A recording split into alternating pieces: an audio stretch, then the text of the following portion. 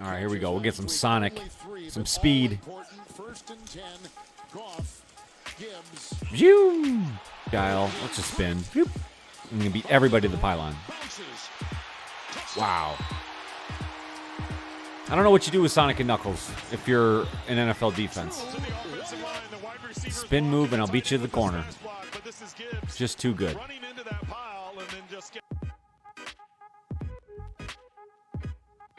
The Lions are 9-1, setting franchise records every week and are by far the hottest team in the NFL.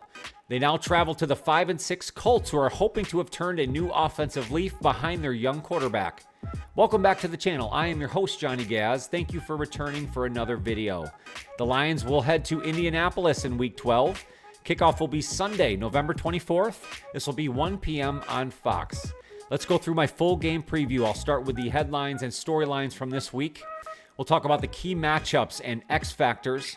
I'll tell you what the difference in the game will be, and at the end of the video, I will give my final score and prediction, so make sure to stick around. Let's go. Before we talk about the cats and the horses, make sure to slap the like button if you dig the vibe here at Johnny Gaz Sports. I'd love it if you consider becoming a subscriber. We're now on the road to 3,000, thanks to you guys. And if you hit the notify bell, you won't miss any future videos. There's a membership option available. That's where I do all my live game play-by-play reactions, tier lists, my new ladder series, and a ton of other fun stuff. But there's always free content here for you. Let me know what you think about this Week 12 matchup, Lions and Colts. Can the Colts keep up with the Lions offense here this week? Let me know down in those comments. Thank you guys so much for your time. Let's get into Week 12. Let's kick off this Week 12 game preview with the headlines and storylines from this past week. Let's start with the Lions' injuries, and I think we have to start with the unfortunate injury to Alex Anzalone. In Week 11, he did suffer a broken forearm. This will keep him out the next 6 to 8 weeks. The Lions placed him on injured reserve. They will have to do some more shuffling around on their defensive side, already without star player defensive end Aiden Hutchinson. They now will have to do some things at linebacker. They were already without depth piece Jalen Reeves-Maybin, who remains on injured reserve, and he is eligible to return after Week 14. On the positive end of things, at the tight end position, Sam Laporta, who missed the Week 11 matchup against the Jaguars, looks to be set to return. He was a full practice Wednesday and Thursday this week. He was suffering the shoulder injury, but all indications are he will play in this Week 12 game against the Colts. Also, tight end Shane Zylstra had a neck injury in Week 11. He was a full practice on Wednesday and Thursday as well and is expected to play against the Colts. And in the Lions' defensive backfield, we are still monitoring Emmanuel Mosley and his pectoral injury. He's currently in the 21-day evaluation window and has 1 week left. Also, safety Ife Melifonwu suffered a setback in his recovery. He had a finger injury this last week of practice, and they had to replace him on injured reserve. Very unfortunate. He is still possible to return at the end of the season. Carlton Davis is playing through his current thumb injury. He was a full participant in practice this week. However, a new injury was reported to Terrion Arnold. He was limited in practice on Thursday due to a groin injury. Right now, he's considered probable, but we'll have to monitor as we get closer to Sunday.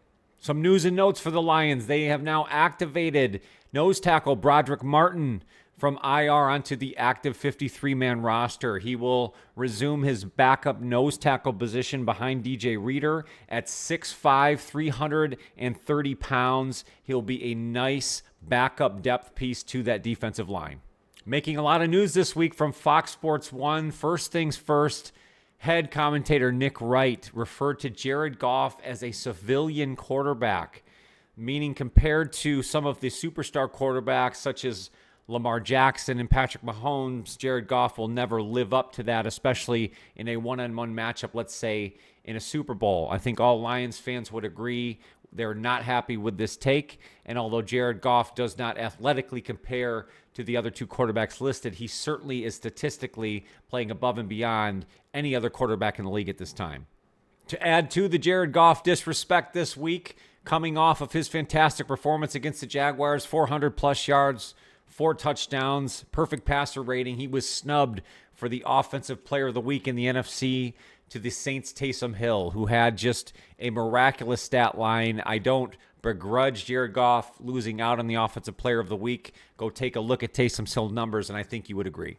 Another interesting piece of news, the LA Rams benched guard Jonah Jackson this week due to a lack of play, honestly, over the course of this season. He has struggled with injuries and just hasn't acclimated himself ever since the Lions let him go in free agency. We know the Lions then acquired guard Kevin Zeitler, who has filled in admirably here on the Lions offensive line, and it's contributed to them now being the best offensive line in football. The Detroit Lions are now the odds-on favorite to win the Super Bowl according to Vegas.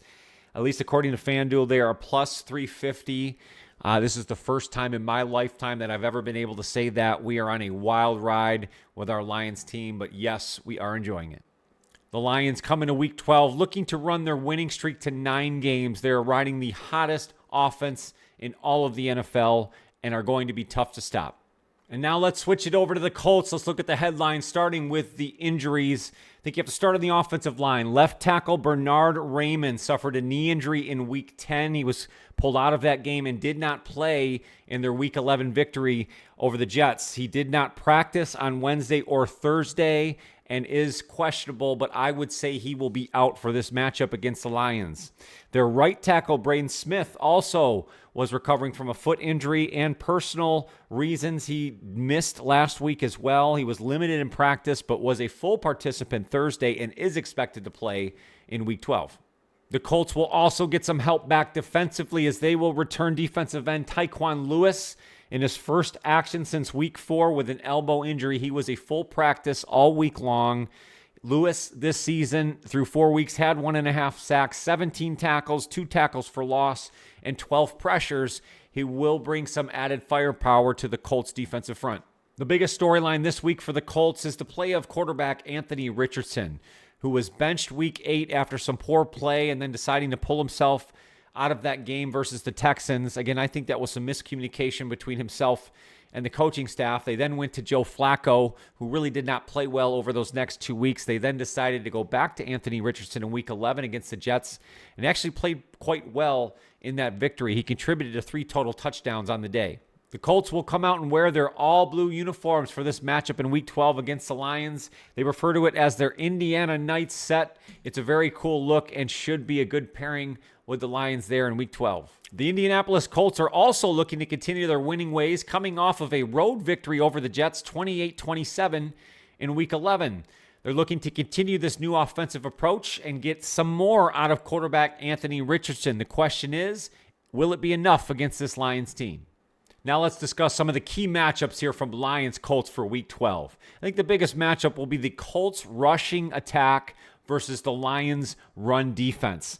The Colts really rededicated themselves to the run here in Week 11 after reinstating Anthony Richardson as the starter. I think that wasn't an attempt to kind of simplify things for Richardson. They ended up rushing 35 times for 91 yards against the Jets in Week 11. It allowed Richardson to use his athleticism, get outside the pocket, and make simpler throws, not having him make more decisions and have to process more things on the field worked in their favor.